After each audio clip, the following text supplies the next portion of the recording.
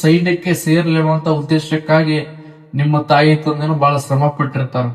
ಅಂತ ತಾಯಿ ತಂದೆಗೆ ನೀವು ಯಾವತ್ತಿಗೂ ಕೂಡ ನಿಮ್ಮ ಕೊನೆ ಉಸಿರಿರೋರಿಗೆ ಅವರಿಗೆ ಕೆಟ್ಟ ಹೆಸರು ತರುವಂತ ಕೆಲಸ ಯಾರು ಕೂಡ ಮಾಡ್ಲಿಕ್ಕೆ ಹೋಗ್ಬೇಡ್ರಿ. ಅದ್ರ ಜೊತೆಗೆ ತಾಯಿ ತಂದೆ ಅಂತಂದ್ರ ದೇವರಕ್ಕಿಂತ ಹೆಚ್ಚಂತ ಕರಿತೀವಿ. ಯಾಕಂತಂದ್ರ ನೀವು ಜಗತ್ ನೋಡ್ಬೇಕಾಗಿತ್ತಂದ್ರ, ಎಲ್ಲಾ ಪ್ರಾಪಂಚಿಕ ನೀವು ನೋಡ್ಬೇಕಾಗಿತ್ತಂದ್ರ ಯಾರ ಪ್ರಾಪಂಚಿಕ ತೋರ್ಸಕ್ ಆಗಂಗಿಲ್ಲ. ನಿಮಗೆ ಜನ್ಮವನ್ನ ಕೊಟ್ಟು ನಿಮ್ಮ ಹೆಗಲ ಮ್ಯಾಲ ಹೊತ್ತುಕೊಂಡು ಇಡೀ ಜಗತ್ತನ್ನ ನಿನ್ನ ತಾಯಿ ತಂದೆ ತೋರ್ಸಿರ್ತಾರ. ನಿಮ್ಮ ತಾಯಿ ತಂದೆ ಋಣ ನಿನ್ನ ಜೀವ ಇರೋ ತನಕ ನೀವ್ ಯಾರು ಕೂಡ ಕಳಿಲಾಕ್ ಹೋಗ್ಬೇಡ್ರಿ.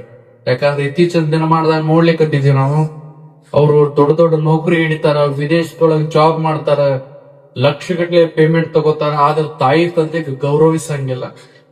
ತಾಯಿ ತಂದೆಗೆ ಬಹಳ ಹೀನಾಯವಾಗಿರ್ತಕ್ಕಂಥದನ್ನ ಕಾಣ್ತಾರ. ನೀವಿರುವಷ್ಟು ದಿನ, ಜೀವ ಇರುವಷ್ಟು ದಿನ ನಿಮ್ಮ ತಾಯಿ ತಂದೆಗೆ ಉತ್ತಮವಾಗಿರತಕ್ಕಂತ ಮಗುವಾಗಿ ನೀವು ಬದುಕಿದ್ದೇ ಆಗಿತ್ತಂದ್ರೆ ನಿಮ್ಮ ಜೀವನ ಅತ್ಯಂತ ಬಂಗಾರ ಆಗ್ತದ ಅನ್ನುವಂತ ವಿಶ್ವಾಸವನ್ನ ಈ ಸಂದರ್ಭದಲ್ಲಿ ವ್ಯಕ್ತಪಡಿಸಿ, ಈ ಸಾಧನೆ ಶಿಖರಕ್ಕೆ ಸಹಕಾರ ಆಗಿರ್ತಕ್ಕಂತ ಎಲ್ಲಾ ತಾಯಿ ತಂದೆಯರಿಗೂ, ಎಲ್ಲಾ ಪೋಷಕರಿಗೂ ಕೂಡ ಈ ವಿಚಾರ ಮಾಡ್ರಿ. ನಿಮ್ಮ ಮಗ ದೇಶ ಕಾಯೋದಕ್ಕೋಸ್ಕರವಾಗಿ ಯೋಧನಾಗಿ ಹುಟ್ಟಿದ್ದಾನ. ಅವನ ಹಣಿ ಮ್ಯಾಲ ಸಿಂಧೂರದ ತಿಲಕವನ್ನಿಟ್ಟು ಅವನಿಗೆ ಆಶೀರ್ವಾದ ಮಾಡಿ ಕಳಿಸ್ರಿ.